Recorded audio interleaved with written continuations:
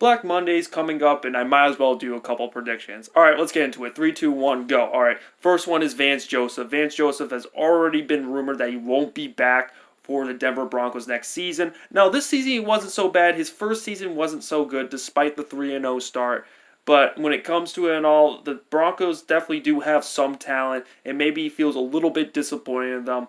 Who knows when it comes to it and all? And Vance Joseph was definitely an interesting hiring in the first place. When I first heard of Vance Joseph, I kind of had to look up his name, so I wasn't too familiar with this guy. So he wasn't a very stellar hire at the first part. Maybe Gary Kubiak will come back. Who knows? But hey, when it comes to it all, it seems as if Vance Joseph will not be the Broncos' head coach next season.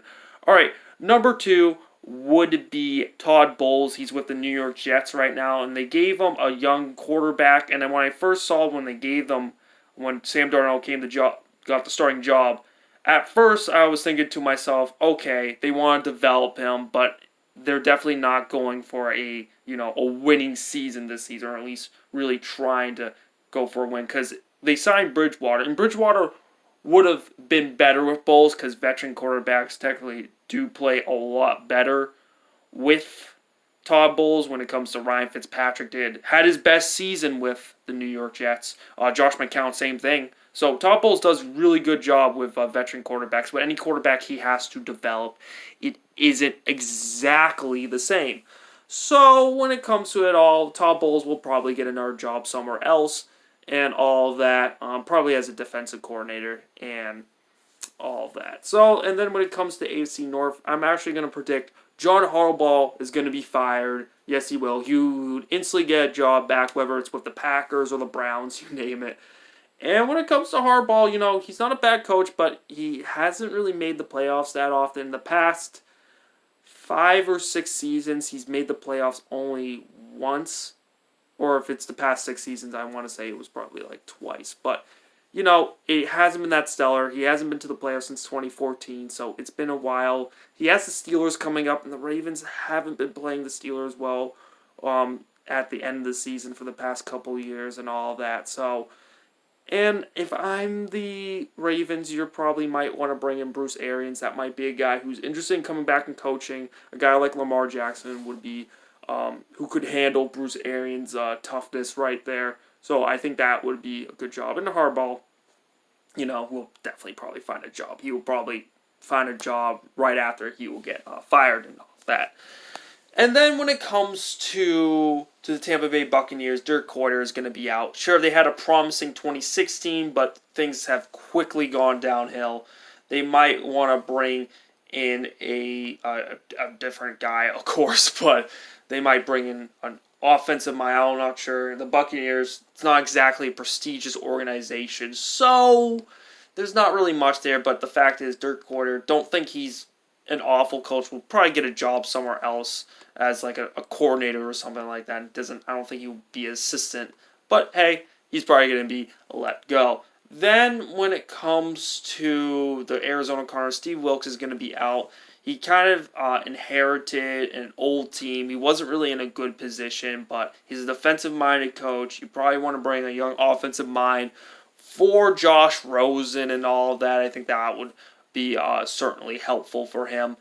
And when it comes to it all, he wasn't really in a position to really succeed in Arizona. So, to be honest, I feel bad for Steve Wilkes, but his job is he's probably no longer going to be a coach there. And then when it comes to the Washington Redskins, I definitely look at Jay Gruden just being let go this season. They put in a lot of capital right here. They traded for Clinton Dix, who's a good safety. DJ Swearinger was playing at a really high level at some point. I know he lost both his quarterbacks and all, but it's funny that his offensive coordinator, Sean McVay, was significantly better. Was just significantly a better coach than he is, even though I'm not a big Sean McVay fan at all. I'm going to make a video on that. And when it comes to it all, I think Jay Gruden, he's going to be out. He's probably going to become John Gruden's OC in Oakland, and to be honest, or Las Vegas, I mean. And even though John Gruden probably should be fired, he won't be fired and all that, because they gave him a 10-year deal. They like the superstar that he brings and all that. So when it comes to it, those are the coaches that I think that are going to be fired. There might be some others on the list, like Matt Patricia in Detroit. I think they might give him another year because he has shown some promise. But hey, you never know. There's a lot of coaches that get fired, or maybe even Doug Marrone of Jacksonville. That would be a gutsy one, but I don't think he deserves to lose his job. And anyway, some other news in the NFL. So Josh Gordon looks like he got suspended indefinitely and all of that. Now, there is rumors that he might be back in New England, but only if this thing is weed. And a lot of people think Josh Gordon's just a weed thing. No, there's some harder drugs in there. And when it comes to Gordon and all that, talented guy, it's just, I was looking at his Instagram, and he kind of comes off as kind of a big ego kind of guy. He's always it's a lot of I's and me's in his statement, and you should expect that from a professional athlete. But there was one post even about his children, and it was coming off as about himself. And trust me, he's a talented guy. He's actually considered a smart guy. He went to Baylor, and all that. I listened to him talk. He comes off that he thinks he knows a thing or two. He might suffer from something. I'm not sure if it's depression, but apparently he might have something when it comes to mental health, whatever his thing that he has diagnosis. So Josh Gordon's not there right now. And then speaking about New England hasn't been playing that well, and it's not. A lot of people are saying it's a talent thing. It's not a talent thing. It's a culture thing. And when it comes to Robert Kraft, basically he sided with Brady back in 2017 when they traded away Garoppolo. And I know Colin Cowherd's saying that still. He's defending that that's a good decision. I still don't think that was a very good decision on their part and all that. And there's talent on their roster for sure.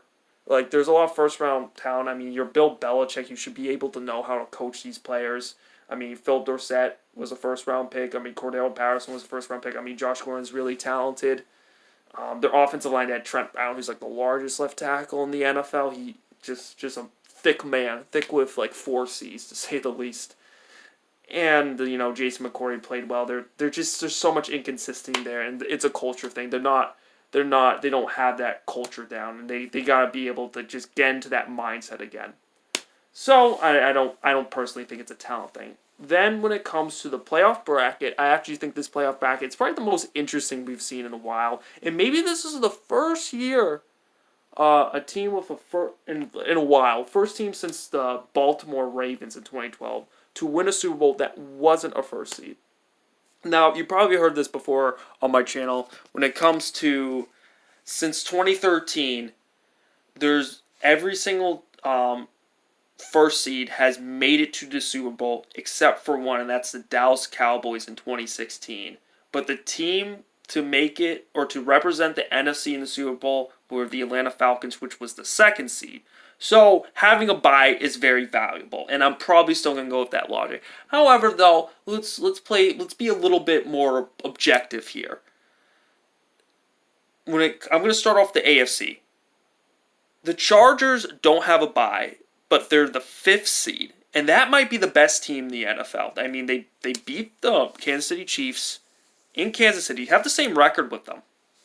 Had a really gutsy call from Anthony Lynn. And by the way, I have to apologize when it comes to Anthony Lynn. I said that he might only last for 3 years. I thought he was only like a running backs coach when he got hired. I think he might have been an offensive coordinator, so that might have changed my opinion. Would have changed my opinion maybe if I know it. But hey, I can't make excuses like that. Silly me. Gotta give myself a nice slap on the face.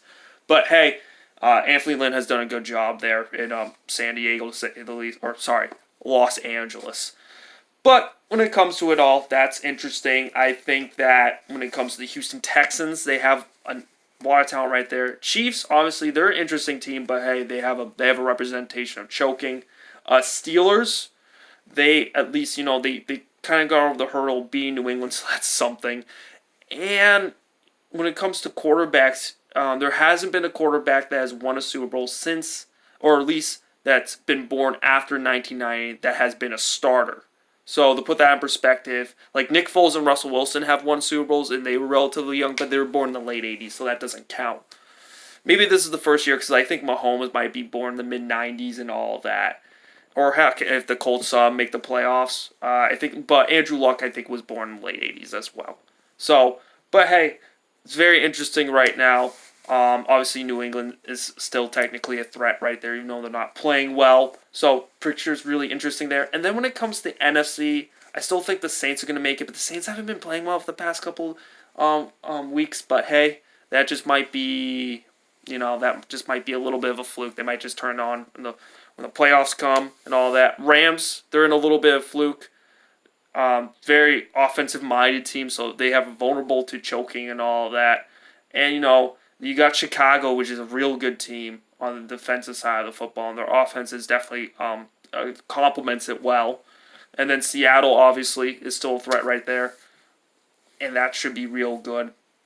And just because, Russell Wilson, he's playing pretty well. Their defense has been doing well without the Legion of Boom right there. They have a bunch of new guys right there. So a good coaching job on Pete Carroll's part. And they've been running the football well. So, comes to it all, this might be the first year that happens. However, though, I'm still going to go, it's going to be a Saints-Chiefs Super Bowl. I'm just going to say that simply because of recent history and all that, because of the first round. But, leave what you think down below who's going to go back there. But anyway, guys, that's really all I have to say. Comment down below, besides the Super Bowl thing, if you want to comment about anything else that you think about the NFL, let me know down below and all that. I haven't made a video in a little bit of a while, but hey, I'm probably going to make one on Sean McVay because I'm not a huge fan of him, folks. I'm just not. Think he's a little overrated. Yeah, one of those videos are coming in. So, all right. Merry Christmas. Happy Jewish Christmas, a.k.a. Hanukkah, whatever. All right, see you guys next time. Bye-bye.